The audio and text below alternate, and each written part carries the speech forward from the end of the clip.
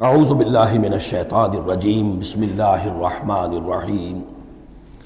اب یہ صرف دو رکوع اس سورہ مبارکہ میں آ رہے ہیں جو انباء الرسل کے ہیں، اور اس میں جیسا کہ میں نے عرض کیا حضرت نوح جو اولین ہیں اور حضرت موسیٰ جو آخری ہیں، ان دونوں کا تو صراحتاً ذکر ہے، بیچ میں صرف حوالہ دیا گیا ہے، کسی کا نام نہیں۔ حضرت نوح کا ذکر صرف آدھے رکوع پر ہے، حضرت موسیٰ کا قدر تفصیل کے ساتھ 1.5 رکوع ہے۔ اس کے برعکس ہو جائے گا اگلی صورت میں، سورہ ہود میں حضرت نوح علیہ السلام کے ذکر پر 2 رکوع ہیں طویل، اور حضرت موسیٰ کا صرف ایسے ہی تذکرہ ہے، صرف حوالے کے طور پر۔ وَاتْلُ عَلَيْهِمْ نَبَأَ نُوحٍ، اور ان کو ذرا سنائیے نوح کی خبر۔ اذ قال لقومہ، جبکہ انہوں نے کہا اپنی قوم سے، یا قوم ان کان کبر علیکم مقامی،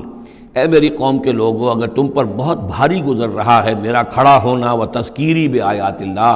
اور اللہ کے آیات سے تمہیں نصیحت کرنا، شاق گزر رہا ہے، مذاق اڑاتے ہو تم، مجھ پر آوازیں کستے ہو، تم پر بہت شاق گزر رہا ہے میرا یہ سارا عمل۔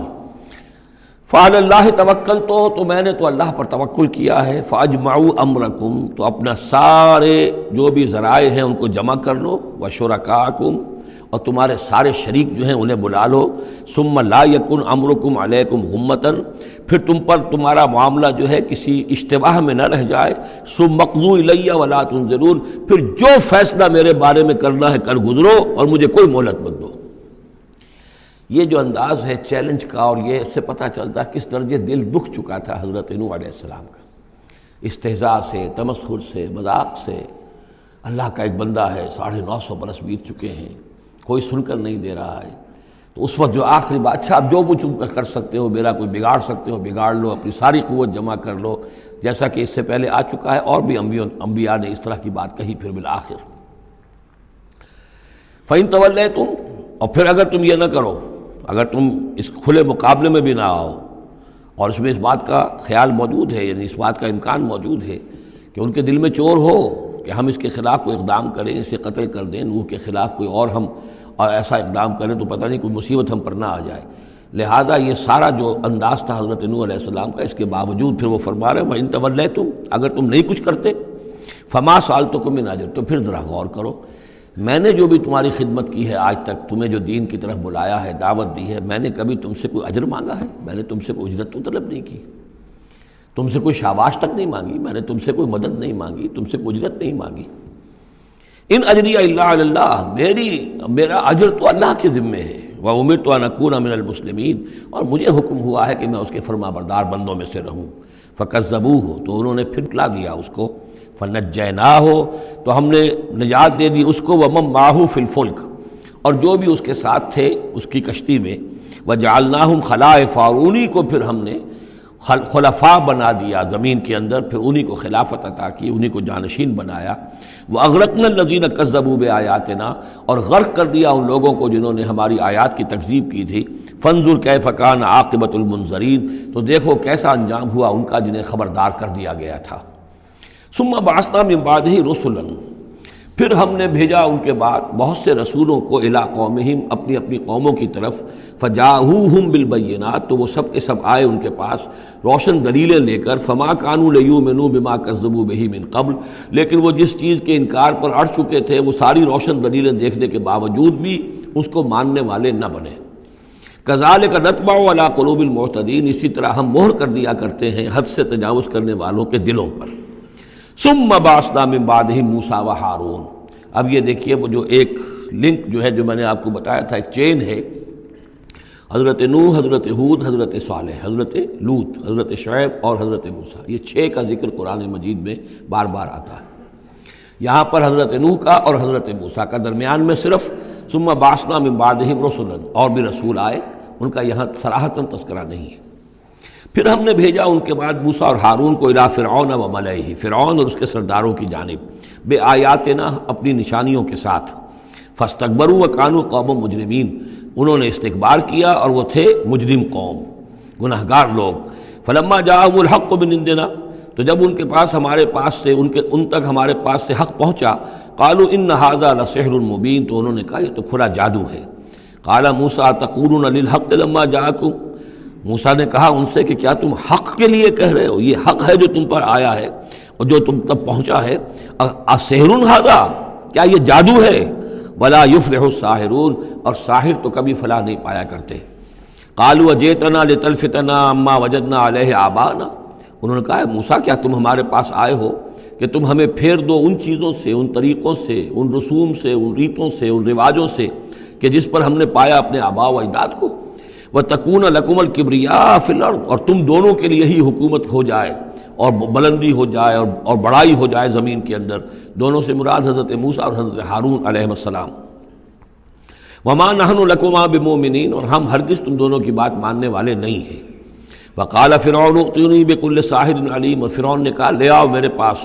تمام جو ماہر اور جادوگر ہیں ان کو جمع کر لو۔ فلما جاء السحرۃ قال لهم موسیٰ القوا ما انتم ملقون، تو جب وہ جادوگر آ گئے تو موسیٰ نے ان سے فرمایا کہ ڈالو جو تم ڈالنے والے ہو۔ فلما القوا، جب انہوں نے ڈالا، قال موسیٰ ما جئتم به السحر، موسیٰ نے فرمایا یہ جو تم لائے ہو، جو تم نے پیدا کیا، یہ جادو ہے۔ ان اللہ سیبطلہ، ان قریب اللہ تعالیٰ اس کا باطل ہونا ثابت کر دے گا، اسے نسیہ منسیہ کر دے گا، ہبا منصورہ کر دے گا۔ ان اللہ لا یصلح عمل المفسدین، یقیناً اللہ تعالیٰ مفسدوں کے عمل کو راہیاب نہیں کرتا، کامیاب نہیں کرتا۔ وَيُحِقُّ اللَّهُ الْحَقَّ بِكَلِمَاتِهِ، اور اللہ تعالیٰ تو حق کو حق ثابت کرتا ہے اپنے کلمات سے، وَلَوْ كَرِهَ الْمُجْرِمُونَ، خواہ یہ مجرموں کو کتنا ہی ناگوار ہو۔ فما آمن لموسیٰ الا ذریۃ من قومہ علی خوف من فرعون وملئہم ان یفتنہم، تو نہیں ایمان لائے موسیٰ پر مگر ان کے نوجوان اس کی قوم میں سے، کچھ نوجوان اس کی قوم میں سے، کچھ لڑکے، علی خوف من فرعون، فرعون کے خوف کی وجہ سے، وملئہم، اور ان کے اپنے سرداروں کے خوف کی وجہ سے، ان یفتنہم، کہ وہ ان کو مصیبت میں اور تکلیف میں مبتلا کریں گے۔ یہ بہت اہم ہے جو آیت ہے، اس کو سمجھ لیجئے کہ وہاں جو صورتحال تھی کہ یہ جو قبطی قوم تھی جو اس وقت وہاں پر حکمران ہے آل فرعون، اور یہ جو اسرائیلی ہیں یہ ان کے محکوم ہیں، لیکن محکوم قوموں میں سے بھی اکثر ایسے لوگ ہوتے تھے اور ہمیشہ ہوئے ہیں کہ حکمران قوم ان میں اپنے ایجنٹ بنا لیتے ہیں، ان میں سے کچھ لوگوں کو خطابات دے دیتے ہیں، جیسے ہمارے یہاں خان بہادر اور خان صاحب، اور یہ جو خطابات دے دے کے انگریزوں نے مسلمانوں میں اور ہندوؤں میں وہ اپنے ایجنٹ اور اپنے وفادار لوگوں کا ایک جتھا بنا لیا تھا۔ یہ لوگ ہوتے تھے تو ہندوستانی، لیکن ہر اعتبار سے برطانیہ کے خیر خواہ اور حکومت کے وفادار، اس کے لیے فوج کے لیے بھرتی کرانے میں تیز ہیں۔ تو اس طرح کے لوگ جو تھے اسرائیلی قوم میں بھی ایسے چودھری لوگ موجود تھے کہ جن کو کچھ دربار میں رسائی حاصل تھی، جن کو کچھ رسوخ حاصل تھا، اور وہ گویا کہ آل فرعون کے ایجنٹ بنے ہوئے تھے خود اپنی قوم کے اندر۔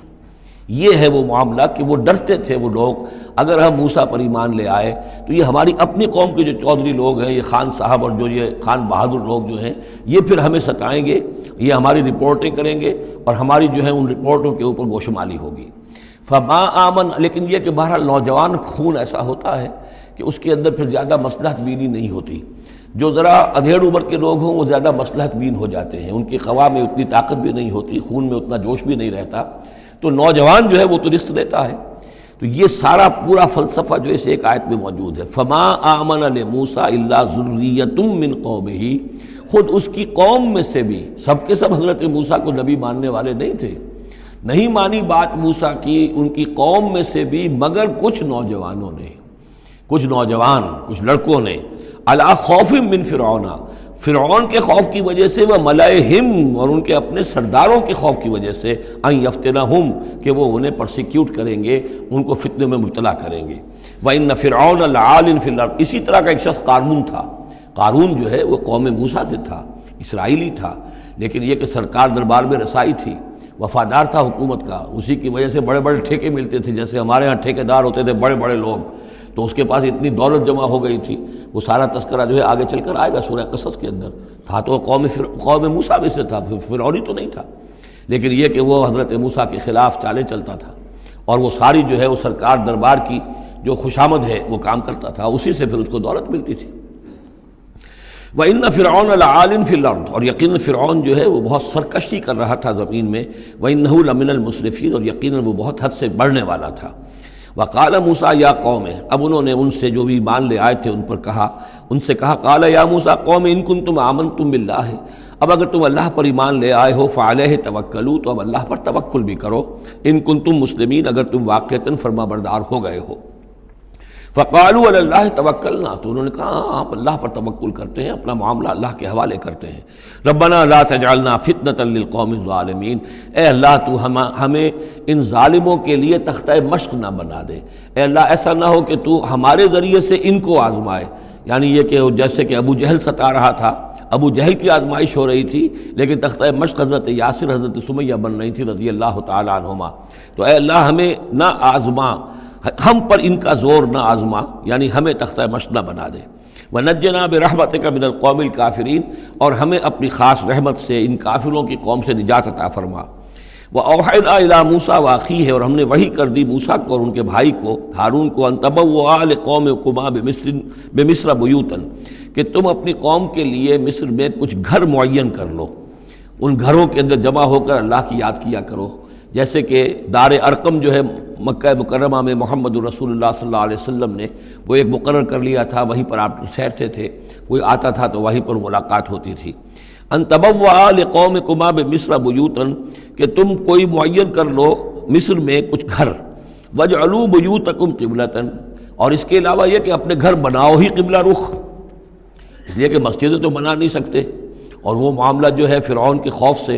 تو یہ کہ گھر اپنے قبلہ رخ بناؤ تاکہ وہاں تم نمازیں پڑھا کرو۔ اب اس سے معلوم ہوتا ہے کہ قبلہ ان کا بھی تھا کوئی،